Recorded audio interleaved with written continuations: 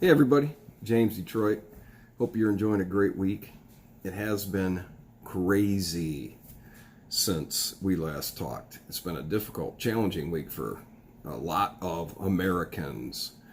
Thank you for subscribing. Thank you for sharing. And I hope that you do share this with somebody.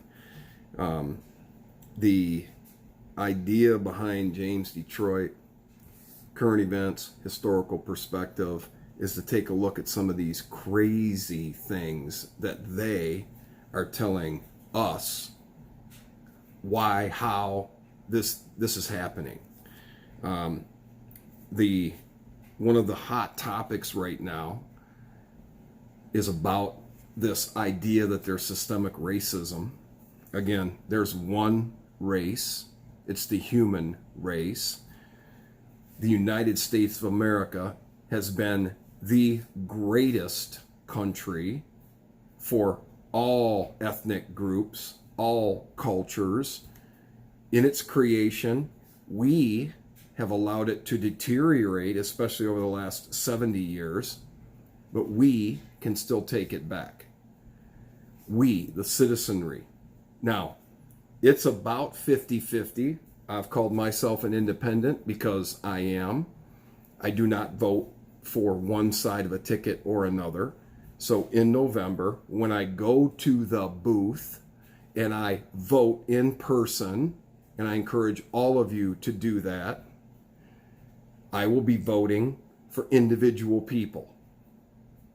Now, when it comes to this idea of systemic racism, I look, as I've shared with you in the past, and I'll do it again, I look to Frederick Douglass, Sonny Steele, Thomas Sowell, Clarence Thomas, Larry Elder, Walter Williams, Jason Riley, Peter Kirsanow, Martin Luther King, Bob Woodson, Dr. Swain, Dr. Riley, and I found a new funny guy right here on this YouTube stuff, Jericho Green, JG. Big shout out to him. I actually subscribed. I would also encourage you to look up the writings of any of those people that I just mentioned. When I was challenged a couple of years ago at a local Christmas party by somebody in the college setting, happened to be a white female, said to me and everybody there, "You have no idea what it's like to be black in America." And, I thought to myself, you're right, neither do you, because you're not. I have as much understanding of it as you do. So I would go to these people and see what they have to say about this. What do they say about this? Dr. Swain and Dr. Wilfred Riley were on Mark Levin on Sunday night. I encourage you, if you really want to hear some fantastic information about systemic racism or not in this country, please go listen to them in their own words. The challenge for me right now is that the mainstream media keeps telling me that I'm racist, that I have white privilege, that I need to bow a knee, that I need to kiss a ring. The challenge that I have right now is to become angry about that, to become defensive about that, because I've never expressed that to anybody. I've never expressed any inequality or superiority over anybody, unless we were competing in something.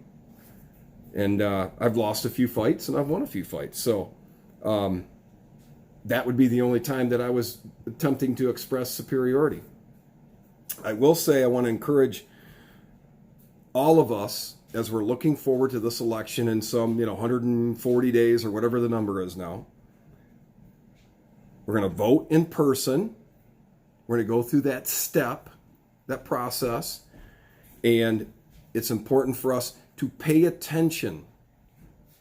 I don't care if there's an R next to their name or a D next to their name, to pay attention how they've handled or mishandled this COVID,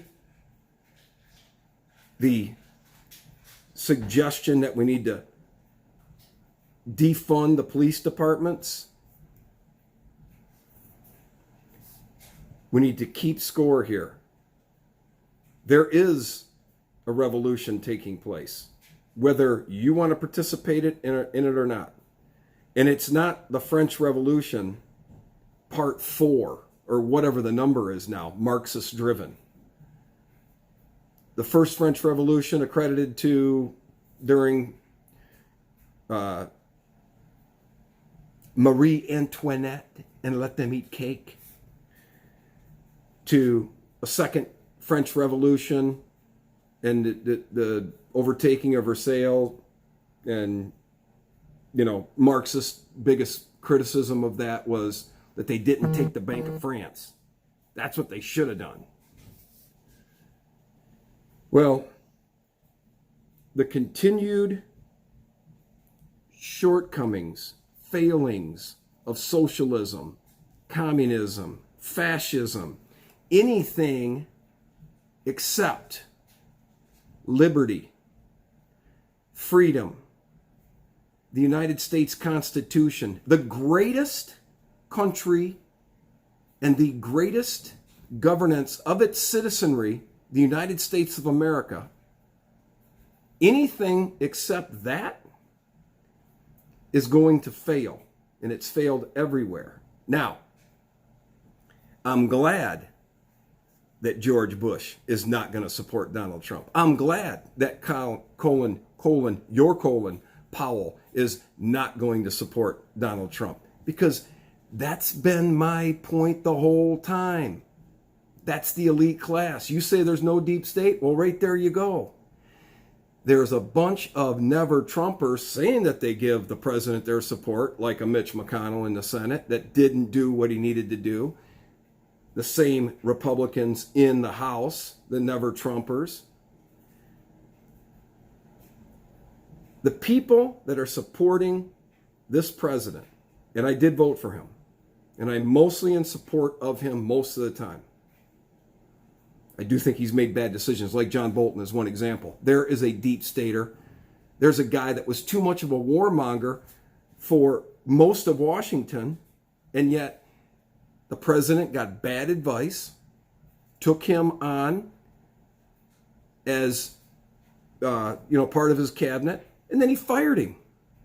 If Adam Schiff is telling the American public that John Bolton is no patriot, criticizing John Bolton because he's trying to make money on a book, the guy gets fired, and then he breaks his word, this guy's a piece of crap.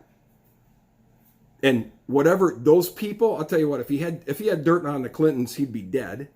But whoever those people are that go around, offing these people that can hurt others, like the Epsteins and stuff, don't kill this guy, please. Let him live in his misery, to the pain, quoting The Princess Bride, not to the death, to the pain. Let this guy live in his own misery of being the piece of crap, liar, not a patriot. I don't like that guy. I don't like his mustache either. Just, for, I guess, aesthetic purposes.